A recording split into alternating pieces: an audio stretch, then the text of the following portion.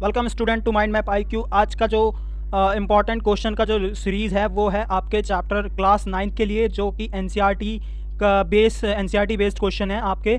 और आज का जो चैप्टर है वो है एटम एंड मॉलिक्यूल्स के ऊपर। इस एटम एंड मॉलिक्यूल्स के जो भी इंपॉर्टेंट क्वेश्चंस हैं, जो इन टेक्स्ट है और आपके जो एक्सरसाइज क्वेश्चन है, वो इस सीरीज़ में है आज के इस वीडियो में।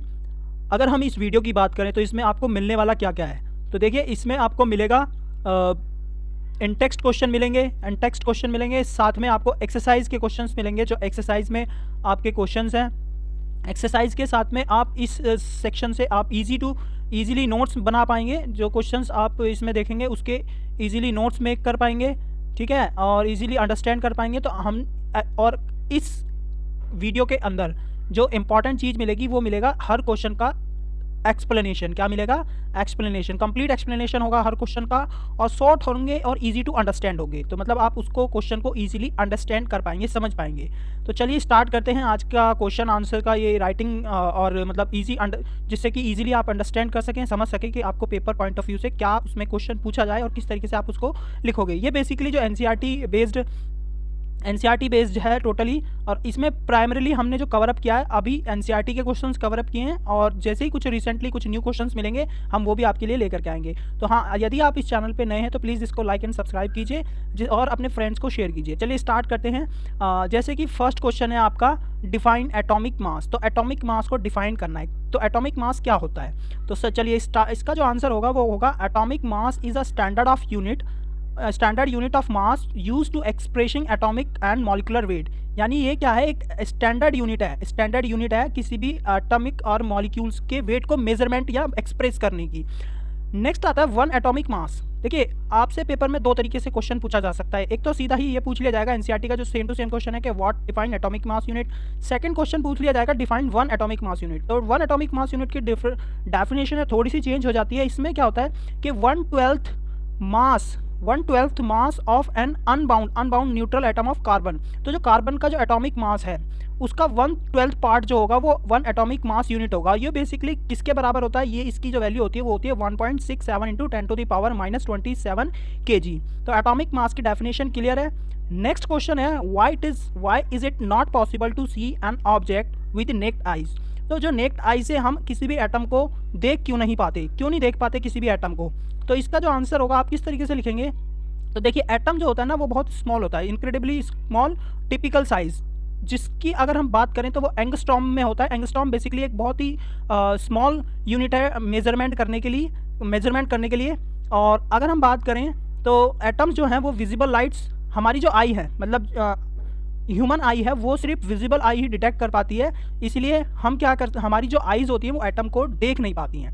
और ह्यूमन आई की अगर बात करें तो रिजॉल्विंग पावर होती है कुछ वेवलेंथ तक की, जो कि विजिबल लाइट की होती है। बस जो हम विजिबल लाइट की, जो ह्यूमन आई की जो विजिबल लेंथ होती है, मतलब जो रिजॉल्विंग पावर होती है, रिजॉल्विंग पावर बेसिकली वो पावर होती है ह्यूमन आई की, जिसमें कोई भी ह्यूमन बीइंग अप टू कहाँ तक उस ऑब्जेक्ट्स को देख सकता है। मतलब अगर हम किसी भी छोटे से छोटी बारीकी चीज़ को जूम करके देखें तो उसकी एक छोटी से छोटी चीज़ क्या देख सकता है, उसी को रिजॉल्विंग पावर कहते हैं। तो हमारी जो ह्यूमन आई है, यानी आर पर्सन की जो ह्यूमन आई होती है उसकी विजिबल लेंथ होती है सिर्फ विजिबल लाइट तक के लिए। और अगर हम एटम्स की बात करें तो इनका जो साइज़ होता है वो काफ़ी स्मॉल होता है, और विजिबल लाइट की जो वेवलेंथ है उससे भी कम होता है। तो दैट्स वाई इसको ऑब्जर्व नहीं कर सकते नेक्ड आई से। नेक्स्ट क्वेश्चन है, राइट डाउन द फार्मूलाज। तो आपको इसमें सिंपल सा फार्मूला लिखना है। तो देखिए फर्स्ट है आपका सोडियम ऑक्साइड। तो सोडियम ऑक्साइड का जो फार्मूला होता है वो होता है Na2O, sodium oxide. Aluminium chloride का फार्मूला होता है AlCl3। AlCl3 is the formula of aluminium chloride. Sodium sulphide का जो फार्मूला होता है Na2S होता है। देखिए इन सब के फार्मूले कैसे हम लिखने के लिए आपको मैं एक शॉर्ट ट्रिक बता देता हूँ। जैसे Na के ऊपर होता है पॉजिटिव चार्ज, 1 पॉजिटिव चार्ज, और ऑक्सीजन के ऊपर होता है -2 चार्ज। तो हम जब इसमें बात करेंगे O की, तो O पे 2 है और N पे +1 है, तो ये अपना 2 इस पर ट्रांसफर कर देगा और इसका जो 1 होगा इसके साथ, तो बैलेंस हो जाएगा। यानी N के 2 मॉलिक्यूल चाहिए होंगे और O के 1 मॉलिक्यूल्स, तो सोडियम ऑक्साइड।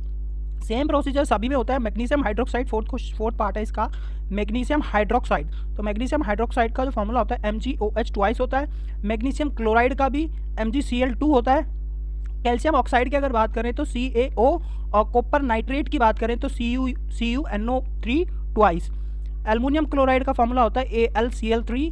एल्युमिनियम कार्बोनेट का फॉर्मूला होता है CaCO3। तो ये था आपका थर्ड क्वेश्चन। नेक्स्ट क्वेश्चन है आपका नेम द कंपाउंड्स। देखिए पहले वाले क्वेश्चन में आपने किसी कंपाउंड्स के फॉर्मूलेज लिखे थे, इस क्वेश्चन में आपको कंपाउंड्स के क्या लिखने हैं, बेसिकली नेम लिखने हैं, ठीक है। तो जैसे Al2SO4 3 थ्राइस, तो इसका जो नेम होगा एल्युमिनियम सल्फेट होगा। नेक्स्ट है CaCl2, इसका नेम होगा कैल्शियम क्लोराइड। देखिए Ca स्टैंड फॉर कैल्शियम और Cl2 stand for chloride. K2SO4 third है, पोटेशियम सल्फेट इसका नाम होगा, मतलब इस केमिकल कंपाउंड का क्या नाम होगा, पोटेशियम सल्फेट। KNO3 की अगर बात करें तो ये है पोटेशियम नाइट्रेट, इसका फॉर्मूला का नेम होगा potassium nitrate. CaCO3 calcium carbonate, इसका फॉर्मूले का नेम होगा। तो ये हो गया आपका फॉर्मूलेज का नेम, और ये बेसिकली NCERT टाइप्स थे। नेक्स्ट है आपका question, what is mean by chemical formula. तो केमिकल फार्मूला से आप क्या समझते हो, तो इसका जो आंसर होगा chemical formula is a symbolic representation. ये क्या एक तरह की सिंबलिक रिप्रेजेंटेशन है। अगर हम बात करें H2O की, वाटर मॉलिक्यूल की, तो वाटर मॉलिक्यूल एक H2O मॉलिक्यूल है। इसको हम मतलब अगर हम केमिस्ट्री के लैंग्वेज में देखें तो हम वाटर को H2O से रिप्रेजेंट करते हैं बेसिकली। और इसमें H2 मतलब H2 का मतलब है यहाँ पर 2 एटम्स हैं हाइड्रोजन के, और O से रिप्रेजेंट करता है ऑक्सीजन को, और इसमें 1 मॉलिक्यूल 1 एटम है किसका, ऑक्सीजन का। तो बेसिकली केमिकल फार्मूला क्या है, केमिकल फार्मूला एक सिंबलिक रिप्रेजेंटेशन है किसी भी केमिकल सब्सटेंस का, किसी भी केमिकल सब्सटेंस को रिप्रेजेंट करने का। तो नेक्स्ट क्वेश्चन है आपका, how many atoms are present in H2S molecule and PO4 3 negative ion. तो आपका ये क्वेश्चन, इसके 2 पार्ट है। तो चलिए इसके फर्स्ट पार्ट का जो आंसर है वो है, अगर हम H2S मॉलिक्यूल की बात करें तो H2S मॉलिक्यूल में ये एक 1 मॉलिक्यूल है, किसका, H2S का नाम सबसे पहले इंपॉर्टेंट है, वो क्या है, हाइड्रोजन सल्फाइड। और इसमें 3 एटम्स हैं, बेसिकली कितने एटम्स हैं, 3। बात करें 3 एटम्स कौन कौन से हैं, तो 2 एटम्स है आपके हाइड्रोजन के और 1 एटम है आपका सल्फर का। नेक्स्ट है PbO4 3 नेगेटिव, तो यहाँ पे 3 नेगेटिव जो बता रहा है वो आयन को बता रहा है, ठीक है। और इसका अगर हम बात करें तो ये एक फोस्फेट आयन है, इसका नेम याद रखना, ये एक फोस्फेट आयन है। और इसमें 5 एटम्स हैं, कितने एटम्स हैं, 5 टोटल एटम्स है। देखो P का 1, O के 4, तो टोटल एटम्स हुए इसके अंदर 5। अगर हम बात करें तो 1 फॉस्फोरस एटम है और 4 इसमें ऑक्सीजन के एटम्स हैं। तो क्लियर हुआ। देखिए आपसे अगर पेपर में इसी तरीके के क्वेश्चन पूछे जाते तो आपको सेम ऐसे ही लिखना होगा आंसर, तभी आपका कहीं पे भी कोई भी मार्क्स डिडक्ट नहीं हो सकता। तो क्लियर रखिए कि सबसे पहले जैसे H2S है तो इसका आपको नेम भी पता होना चाहिए, और इसमें आपको अगर सिंपल ऐसे ही पूछा हाउ मेनी एटम्स, तो आप इसी तरीके से आप इसको आंसर को लिख सकते हैं। नेक्स्ट क्वेश्चन है, calculate the molecular mass of H2O2 Cl2 CO2। मतलब आपको अगर ये सारे मॉलिक्यूल्स दिए जाएं तो आप इनका मॉलिक्यूलर मास कैसे कैलकुलेट करोगे। तो चलिए इसका जो आंसर है सिंपल सा, H2O मॉलिक्यूल, अगर हम H2 की बात करें तो एक हाइड्रोजन गैस है, और इसमें अगर हम देखें तो 2 रिप्रेजेंट कर रहा है 2 एटम ऑफ हाइड्रोजन, और 2 एटम हाइड्रोजन के हैं, और हाइड्रोजन का एटॉमिक मास होता है 1, तो 2 × 1 टोटल हो गया इसका 2U, ठीक है। नेक्स्ट है O2 की बात करें तो ये ऑक्सीजन मॉलिक्यूल है, और इसमें 2 ऑक्सीजन के एटम्स हैं, और 1 एटॉमिक मास ऑफ O होता है 16, और 2 × 16 = 32U। Cl2 की बात करें तो Cl2 में 2 मॉलिक्यूल्स हैं क्लोरीन के, और 1 क्लोरीन का जो एटॉमिक मास होता है वो होता है 35.5, तो टोटल हो गया इसका 71U। नेक्स्ट है आपका CO2 यानी कार्बन डाइऑक्साइड। कार्बन डाइऑक्साइड की बात करें तो इसमें एटॉमिक मास ऑफ 1 कार्बन, क्योंकि कार्बन 1 है, 2 मल्टीप्लाई होगा क्योंकि एटॉमिक मास ऑफ ऑक्सीजन, यानी इसमें 2 एटम है किसके, ऑक्सीजन के। तो टोटल होगा इनका, जब आप इसको सॉल्व करोगे तो 45U इसका करेक्ट आंसर होगा। नेक्स्ट है CH4 का जो नेम है वो मीथेन है, और इसका अगर हम एटॉमिक मास कैलकुलेट करेंगे या मॉलिक्यूलर मास कैलकुलेट करेंगे तो टोटल होगा atomic mass of carbon plus 4 × atomic mass of hydrogen. तो इसको जब सॉल्व आउट करोगे आपका टोटल आ जाएगा 12 + 4 × 1, दिस इज 16U। तो 16U क्या है, इसका टोटल मॉलिक्यूलर मास होगा CH4 यानी मीथेन का। नेक्स्ट है C2H6। तो C2H6 की अगर हम बात करें तो इसका जो नेम होता है इथेन नाम होता है, और इसमें 2 एटम्स हैं आपके कार्बन के, और 6 एटम्स हैं आपके हाइड्रोजन के। तो एटॉमिक मास ऑफ हाइड्रोजन रखिए और एटॉमिक मास ऑफ कार्बन रखिए, आपका C2H6 का टोटल मास निकल जाएगा, तो टोटल आएगा आपका 30U।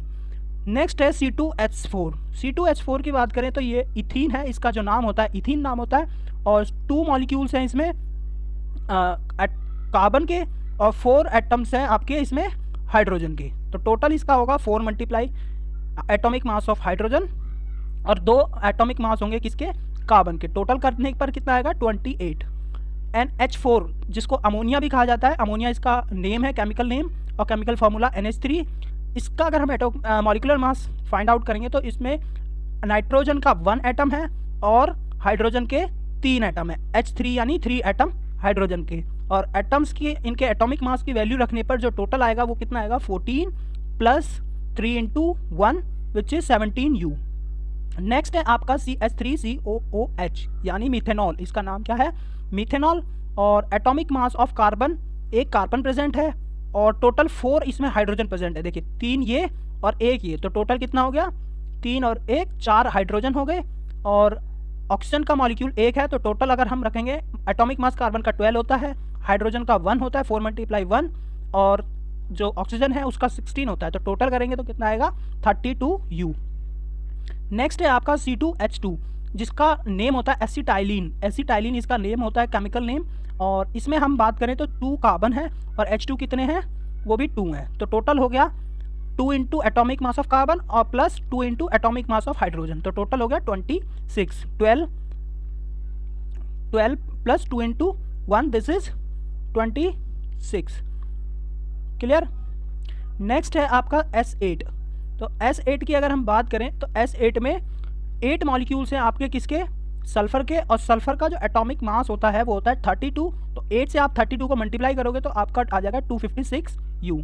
नेक्स्ट है HCl हाइड्रोक्लोरिक एसिड, और हाइड्रोक्लोरिक एसिड्स का एटॉमिक मास अगर हम कैलकुलेट करें या मॉलिकुलर मास HCl का कैलकुलेट करें तो इसमें एक हाइड्रोजन एटम है और एक ही क्लोरीन एटम है, तो दोनों के एटॉमिक मासेस को सम कर देंगे, टोटल आ जाएगा 36.5। नेक्स्ट है HNO3, इसका जो केमिकल फॉर्म नेम होता है वो नाइट्रिक एसिड होता है, और इसमें एक हाइड्रोजन एटम है, एक नाइट्रोजन एटम है और 3 ऑक्सीजन एटम है, तो तीनों को ऐड करेंगे और तीनों को ऐड करने के बाद आ जाएगा 63U। नेक्स्ट है P4, P4 एक फोस्फोरस है और इसमें 4 एटम है फोस्फोरस के, 4 × atomic mass of phosphorus which is equal to 1 to 4, यानी एटॉमिक मास फोस्फोरस का कितना होता है, 31। तो देखिए आपको इसी तरीके से अपना आंसर लिखना है जब आपसे पूछा जाए किसी भी एटम का या मॉलिक्यूल का मॉलिकुलर मास। नेक्स्ट है आपका calculate the molecular mass of Zn Na2O और K2CO3, तो ये भी same as it is previous question की तरह था, तो चलिए इसको भी हम करते हैं सॉल्व। इसमें आपको 3 ही मॉलिक्यूल्स हैं जिनके एटॉमिक मासेस कैलकुलेट करने हैं। तो सबसे पहला है ZnO, ZnO को हम बोलते हैं जिंक ऑक्साइड, क्या बोलते हैं, जिंक ऑक्साइड, और atomic mass of zinc plus atomic mass of oxygen, तो इसमें सिंपल एक ही एटम होने की वजह से हम इन दोनों के एटॉमिक मासेस को सम कर देंगे, टोटल 65 प्लस 16 जो आएगा 81U। नेक्स्ट है Na2O सोडियम ऑक्साइड, तो सोडियम ऑक्साइड की अगर बात करें तो इसमें 2 मॉलिक्यूल सोडियम के हैं और atomic mass of sodium plus atomic mass of oxygen, oxygen का एक एटम होने की वजह से हम इसमें एक ही एटॉमिक मास ऑक्सीजन का यूज़ करेंगे, तो टोटल हो गया 2 × 23, यानी 23 किसका मास है एटॉमिक सोडियम का, और प्लस कर देंगे इसमें 16 किसका है ऑक्सीजन का, तो टोटल इसको कैलकुलेट करने के बाद आएगा 62U। नेक्स्ट है आपका K2CO3, यानी इसका जो केमिकल नेम है वो है पोटेशियम कार्बोनेट, और पोटेशियम कार्बोनेट में 2 मॉलिक्यूल्स है एटॉमिक मास ऑफ मतलब 2 मॉलिक्यूल्स हो गए आपके, 2 एटम्स हैं इसमें पोटेशियम के, और 3 इसमें 1 है कार्बन का और 3 हैं आपके इसमें ऑक्सीजन के, तो हम इसको टोटल को कैलकुलेट करेंगे, यानी वैल्यू रखेंगे 2 × 39 किसका एटॉमिक मास है K2 का, मतलब पोटेशियम का, और 12 हो गया आपका एटॉमिक मास कार्बन का, और 16 हो गया एटॉमिक मास ऑक्सीजन का, टोटल करेंगे तो टोटल आएगा 138U। नेक्स्ट क्वेश्चन है आपका if 1 mole of carbon atoms weight 12 gram, what is the mass of 1 atom of carbon. तो आपको इसमें बताना है कि यदि 1 मोल ऑफ कार्बन का जो एटम वेट है वो कितना है, 12 ग्राम है, तो आपको बताना है कि मास ऑफ 1 एटम कितना होगा, तो 1 एटम ऑफ कार्बन मास कितना होगा ये कैलकुलेट करना है। सेकेंड क्वेश्चन है आपको कंपेयर करना है कि 100 ग्राम ऑफ सोडियम के पास एटम्स ज़्यादा होंगे या 100 ग्राम ऑफ आयरन के पास एटम्स ज़्यादा होंगे, जिसमें कि आपको एटॉमिक मासेस दे रखे हैं। तो चलिए इसको कैलकुलेट करते हैं। तो देखिए फर्स्ट में if 1 mole of carbon atoms weight 12 gram, the mass of 1 atom of carbon is 12 gram upon में 6.022 इंटू में 10⁻23 which is approximately 1.99 into 10⁻⁻23 gram. तो देखिए इसमें ये क्या बोल रहा है, इसमें ये बोल रहा है आपको जब भी कभी भी वेट दिया होगा तो आपको उसको एवोगैड्रो नंबर से, ये बेसिकली क्या है यहाँ पर, एवोगैड्रो नंबर या एवोगैड्रो कांस्टेंट, आपको इस वैल्यू से डिवाइड करके देखना है, जो भी आएगा वो इसका क्या आएगा, एटॉमिक मास।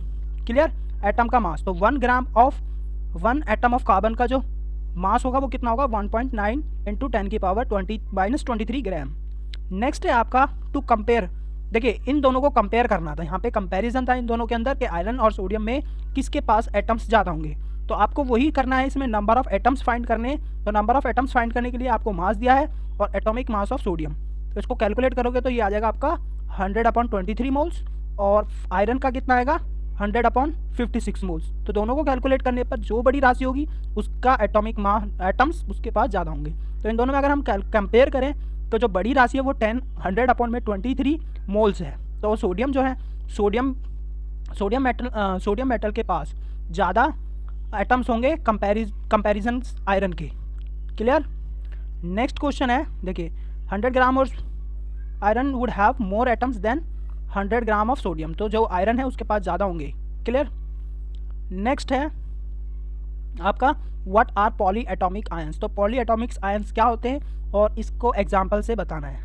तो देखिए polyatomics ions are charge species, ये क्या होते हैं, चार्ज स्पीसीज होते हैं कंपोज्ड ऑफ 2 और more atoms are covalently bounded together. तो जो एक दूसरे से कोवेलेंटली बाउंडेड होते हैं, they carry net electrical charge, उनके पास कुछ ना कुछ इलेक्ट्रिकल चार्ज होता है।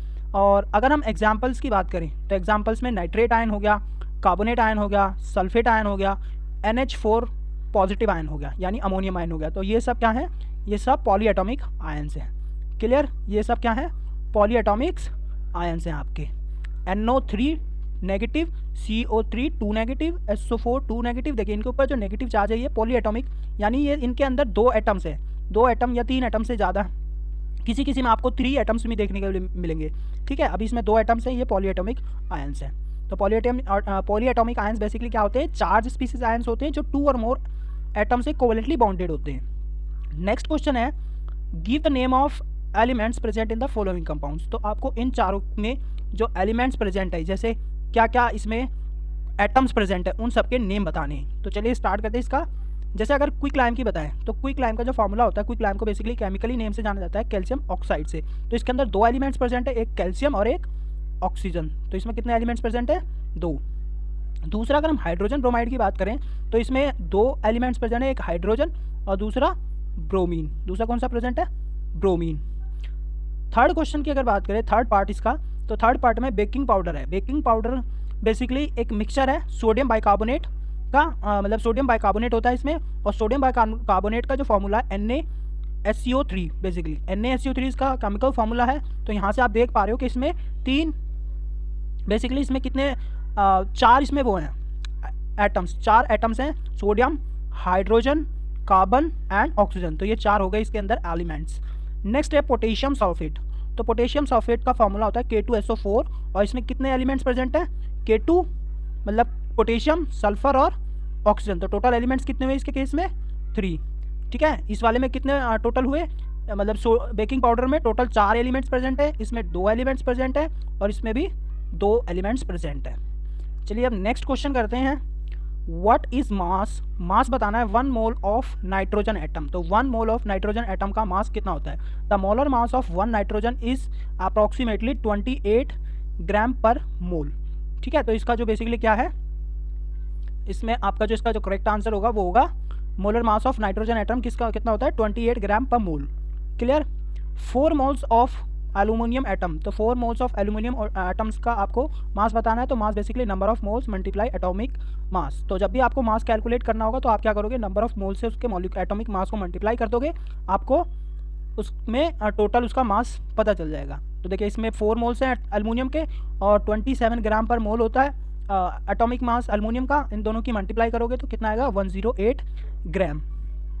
नेक्स्ट है 10 मोल्स ऑफ सोडियम सल्फेट। तो सोडियम सल्फेट के 10 मोल्स हैं, उनका आपको क्या याद करना है, क्या बताना है, मास बताना है। तो देखिए सबसे पहले इसका मॉलिक्यूलर मास कैलकुलेट करोगे, तो मॉलिक्यूलर मास यानी मोलर मास कैलकुलेट करोगे। मोलर मास क्या आएगा इसका, 2 multiply atomic mass of sodium, क्योंकि इसमें 2 सोडियम के मेटल है तो इसलिए 2 सोडियम है, इसलिए आप इसमें 2 से मल्टीप्लाई करोगे, फिर plus atomic mass of sulphur sulphur एक ही है, ऑक्सीजन की 3 है, तो टोटल आप इसमें देखोगे कितना हो गया 3 into atomic mass of oxygen. तो टोटल हो गया आपका इसका कैलकुलेट करने पर ये मोलर मास, और 10 मोल के लिए निकालना है तो आप इससे दोनों की मल्टीप्लाई करोगे, और मल्टीप्लाई करने के बाद जो भी आएगा वो आएगा आपका 1260 ग्राम। ये टोटल मास होगा किसका, एल्युमिनियम सोडियम सल्फेट का। सोडियम सल्फेट का मास होगा कितना 1260 ग्राम। नेक्स्ट है कन्वर्ट करना है आपको, क्या कन्वर्ट करना है इनटू मोल। तो 12 ग्राम ऑफ ऑक्सीजन गैस को कन्वर्ट करना है मोल में। तो आपके पास है, सबसे पहले देखिए ये जो साइड में एक फॉर्मूला है, मोल्स इक्वल टू क्या होता है, मास अपॉन में मोलर मास। ये मास कौन सा होता है, बेसिकली गिवन मास होता है, और ये मोलर मास होता है किसी भी मॉलिक्यूल्स का। तो चलिए इसी फॉर्मूले का यूज़ करते हुए हम इस क्वेश्चन को करेंगे। आपको सिर्फ इसी में एक ही फॉर्मूला याद रखना है, moles equals to mass given mass upon में मोलर मास। और यहाँ पे ये जो 12 ग्राम दिया है ऑक्सीजन गैस की, तो 12 ग्राम आपको गिवन मास है। तो मोलर मास ऑफ ऑक्सीजन का कितना होता है 2 into atomic mass of oxygen, तो 2 मल्टीप्लाई 16, ये हो गया आपका मोलर मास।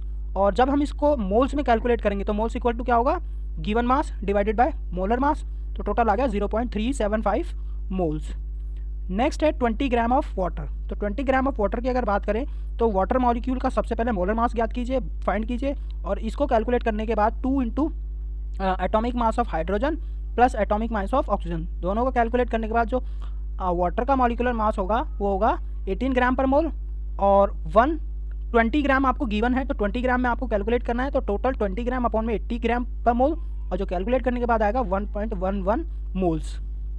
नेक्स्ट है 22 ग्राम ऑफ कार्बन डाइऑक्साइड। तो कार्बन डाइऑक्साइड का आपको मोल में कन्वर्ट करना है। तो देखिए अगर हम मोलर मास निकालें कार्बन डाइऑक्साइड का, तो कार्बन एटम इसके पास कितने हैं 1 कार्बन डाइऑक्साइड में, और ऑक्सीजन के कितने एटम है 2। तो मोलर मास आएगा आपका इसमें 12 प्लस 2 इंटू 16, जो किसके बराबर होगा 44 ग्राम पर मोल के। और जब मोलर मास आ जाएगा आप गिवन मास में से डिवाइड कर दो मोलर मास को, तो आपका नंबर ऑफ मोल्स कैलकुलेट हो जाएगा। नेक्स्ट क्वेश्चन है what is the mass of, यानी आपको अब मोल दिया है और मास बताना है, यानी ये क्वेश्चन जस्ट अपोजिट है। आपको वहाँ पे मोल्स निकालने के लिए बेसिकली गिवन मास अपॉन में मोलर मास करना था, गिवन मास अपॉन में मोलर मास करना था, और यहाँ पर आपको क्या दिया है, बेसिकली मोल दिया है, ये किसके बराबर था मोल के। ठीक है, आपको यहीं से आप क्या करना है, आपको मोल दिया है, आपको मास निकालना है, बेसिकली कौन सा मास निकालना है, दिस मास। और ये कैसे निकलेगा, ये निकलेगा आपको n multiply molar mass, n multiply molar mass. Molar mass क्या होगा वो आप इसको कैलकुलेट करोगे। ठीक है, तो चलिए इसी का यूज़ करते हुए करते हैं हम इसी का। बेसिकली अगर दिया है आपको फर्स्ट में 0.2 मोल ऑफ ऑक्सीजन, तो ऑक्सीजन का कितना मोल है 0.2, तो आप 0.2 multiply molar mass of oxygen, oxygen का मोलर मास होता है 16 एज हमने पहले कैलकुलेट किया था ऑक्सीजन का, तो इसका टोटल जो आएगा 3.2 ग्राम। तो 3.2 ग्राम में 0.2 मोल ऑफ ऑक्सीजन एटम्स होंगे। नेक्स्ट है आपका 0.5 मोल ऑफ वाटर मॉलिक्यूल्स। तो 0.5 मोल्स ऑफ वाटर मॉलिक्यूल में कितना वेट होगा, कितना ग्राम होगा, मास कितना होगा वो बताना है। तो इसके लिए सबसे पहले मोलर मास कैलकुलेट कीजिए वाटर का, जो कि 18 ग्राम पर मोल होता है, और उसको नंबर ऑफ मोल से मल्टीप्लाई करने पर आपका गिवन मास आ जाएगा। गिवन मास यानी कितने मास के अंदर 0.5 मोल ऑफ वाटर प्रेजेंट होगा। नेक्स्ट क्वेश्चन है calculate the number of molecules of sulphur S8 present in 16 gram of solid sulphur. तो आपको कैलकुलेट करना है कि सॉलिड सल्फर के अंदर नंबर ऑफ मॉलिक्यूल्स कितने प्रेजेंट होंगे। तो सबसे पहले S8 का क्या निकालिए मोलर मास, तो मोलर मास होगा 8 multiply atomic mass of sulphur, 8 into 32 which is equal to 256 gram per मोल।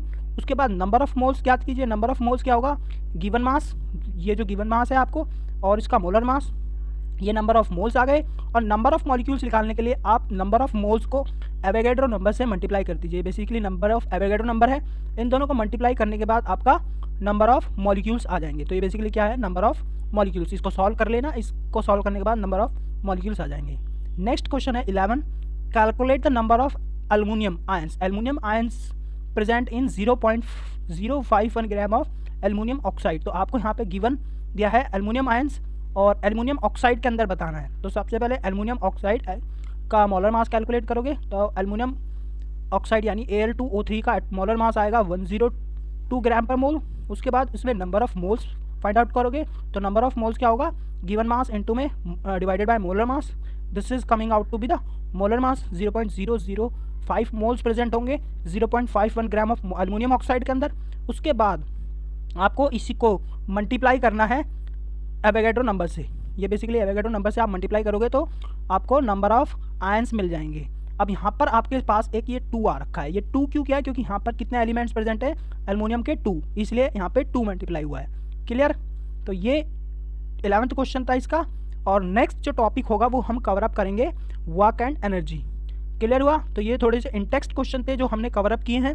अगर आपको ये वीडियो अच्छी लगी हो या आपको ये इन्फॉर्मेशन सही लगी हो तो आप इसे प्लीज़ लाइक और अपने फ्रेंड्स के साथ भी शेयर कीजिए, जिससे कि आप इसको अच्छे से अच्छे